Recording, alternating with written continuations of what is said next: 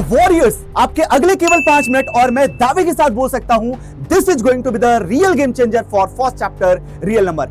सिर्फ ये एक वीडियो और रियल नंबर का खेल खत्म।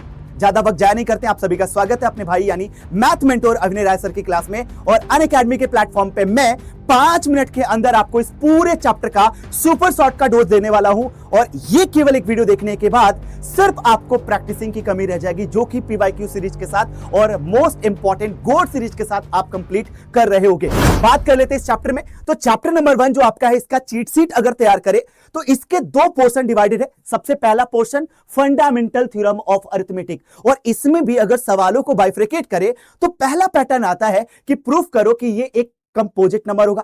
कंपोजिट नंबर की डिफिनेशन क्या होती है अभी थोड़ी देर पर समझ लेते हैं भैया। इसके अलावा हमारे पास 2 की पावर n, 4 की पावर n, 8 की पावर n, 12 की पावर n को प्रूफ करने वाले कि इसको 0 से खत्म किया जा सकता है। फिर एचसीएफ एलसीएम के कॉन्सेप्चुअल प्रॉब्लम और वर्ड प्रॉब्लम। दूसरे पार्ट की बात करें तो सीधे पूछेगा आपसे प्रूफ ऑफ इरेशनैलिटी, यानी आपके पास √3, √5, √2 जो कि रूट के अंदर प्राइम नंबर है, या रूट के अंदर कंपोजिट वाले टाइप, या मिक्स वाले यानी रेशनल प्लस इरेशनल।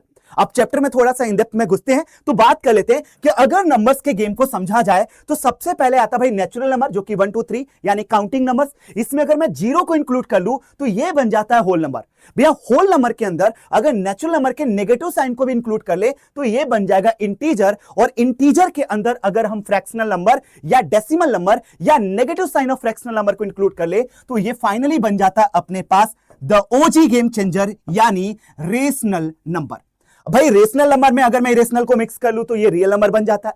भाई बात इतनी है कि जब आप इस चैप्टर को डेप्थ में पढ़ोगे तो सबसे पहला जो आपके पास पॉइंट आएगा वो आएगा इंटीजर में भी केवल पॉजिटिव इंटीजर।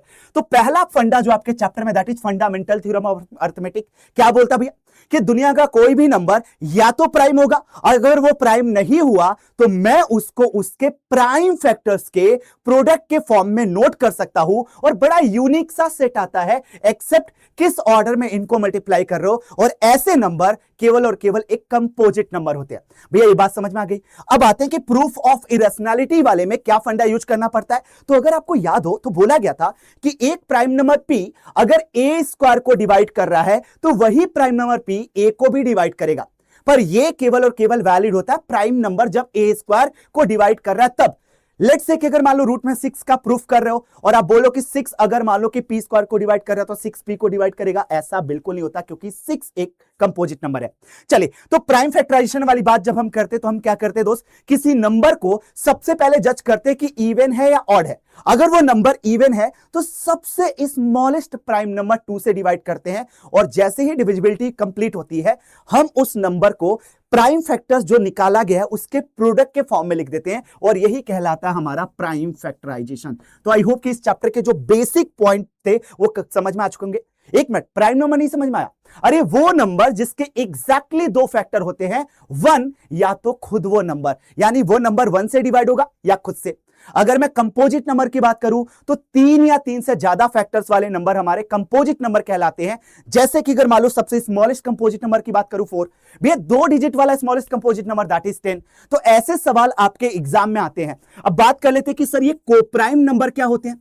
ऐसे 2 नंबर्स जिनके बीच हाईएस्ट कॉमन फैक्टर अगर आपका 1 आता है कोप्राइम कहलाता है। चलिए क्विक समरी देता हूं कि लेट्स से कि आपके 2 नंबर p और q है, ab स्क्वायर और aq जैसे। अगर इनका एचसीएफ निकालना है भैया लोएस्ट पावर उठा लूंगा, अगर एलसीएम निकालना है हाईएस्ट पावर। वर्ड प्रॉब्लम की तरफ अगर चला जाए तो आपको पता होना चाहिए दोस्त कि अगर आपसे कीवर्ड्स यूज करता है कि आप डिवाइड कर दो, ग्रुपिंग बना दो, छोटा छोटा कर दो, तो छोटा नंबर निकालना मतलब एचसीएफ निकालना। यहीं पे अगर आपके वर्ड प्रॉब्लम में बोलता है कि साइमल्टेनियस, एक साथ, ऑल टुगेदर बड़ा नंबर निकालना मतलब एलसीएम निकालना।